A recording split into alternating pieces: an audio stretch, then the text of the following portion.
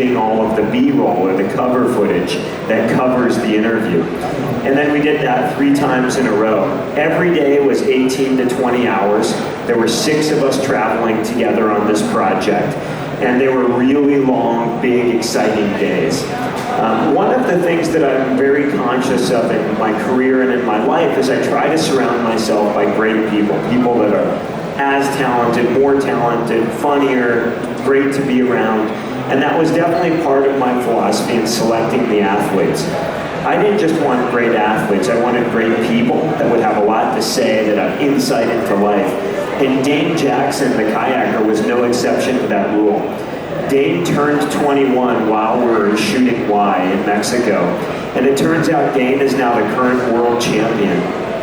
But what's really interesting about Dane, aside from being the best in the world, is he's deaf. He actually can't hear, he's legally deaf.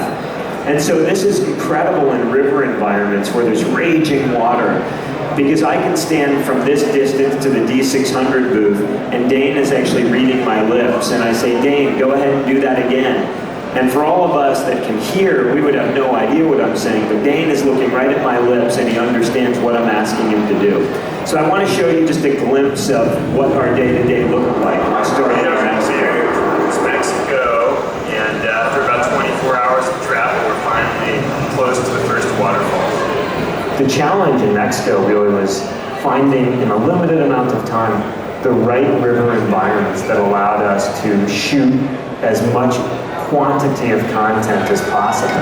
We're heading down to our first feature, Cascada. We're excited about it. It looks great, but Dane's got to be able to run this thing without dying. We knew we were going to be limited by how many times Dane was willing to drop the big waterfalls. It's a lot of impact on the body. It's definitely risk. It's definitely dangerous. This is doable. This is definitely a lot of it. And it turned out that Dane ended up dropping one of the largest waterfalls in his life, Tamata Falls. It was a great privilege to be able to capture something that was actually both meaningful for the film, but also meaningful in turn for Dane.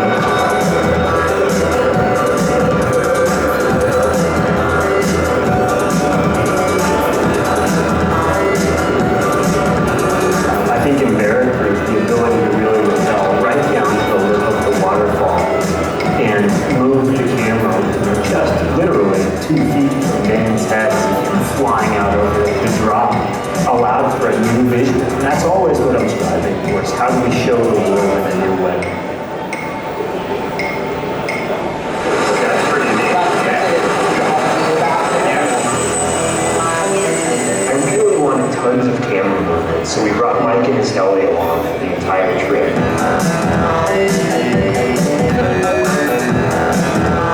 We tried to be methodical and safe about each shot, but on day 2 we pushed it a little too far.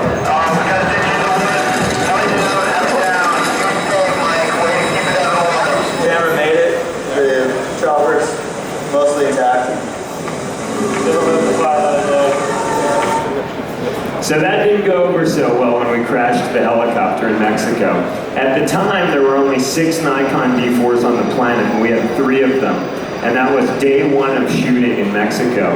So the helicopter crashes, and I happen to be standing next to our contact from Nikon in Tokyo. And I think he had a heart attack standing up when it was day 1 and we crashed our first helicopter and camera. But luckily the camera survived and the helicopter took some minor damage and we were back up flying a few days later. I think one of the things that you might have noticed when you watched the film Y is we really made a conscious effort to keep the camera moving. Very rarely is the shot just locked off and the action is moving through the frame. And this is one of the philosophies in video is, unlike still photography, where we really want to keep that camera still so that we get a sharp image in motion, we want to be deliberate about camera movement. We want motion. So you saw our jib arm getting moved, you saw a slider, you saw the helicopter, tripods. But the consequence to carrying or using that equipment is you have to move that equipment around the country with you. And so in this next little clip, you'll kind of hear this. This is the other 50% of what we do when we're not shooting, we're really just baggage handlers. Photography and filmmaking require a lot of gear. Pack, unpack, repack, unpack, travel a little bit, and pack.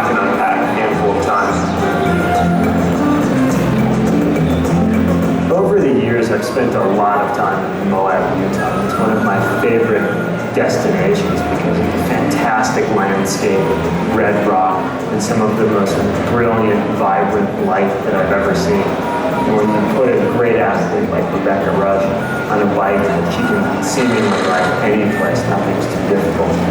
I knew we had the ingredients for putting together a great segment for that.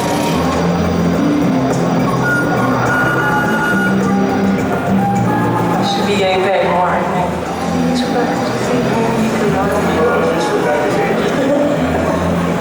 Yeah, we're done with it.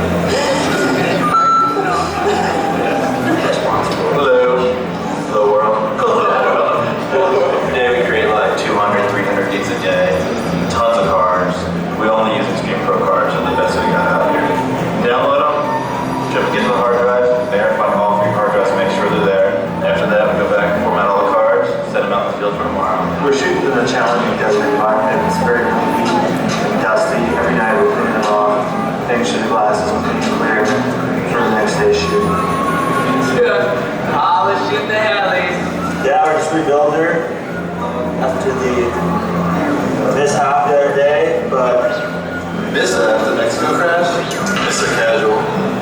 Mike's probably the only chopper pilot we have around that's crashed once, then flying the next day with the camera.